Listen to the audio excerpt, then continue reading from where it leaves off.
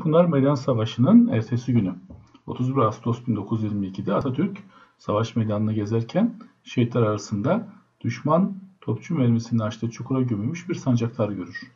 Bu şehit toprağın üstüne katlaşmış koluyla sancağı dimdik hala tutmaktadır. Manzara karşısına duygulanır ve savaş sonrasında yapılacak olan şehit asker anıtı için bunun sembol alınmasını ister.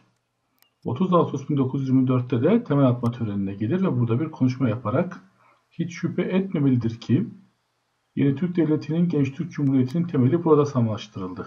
Ebedi hayatı burada taşlandı. Bu sahada akan Türk kanları, bu semada uçuşan şehit ruhları devlet ve cumhuriyetimizin ebedi muhafızlarıdır.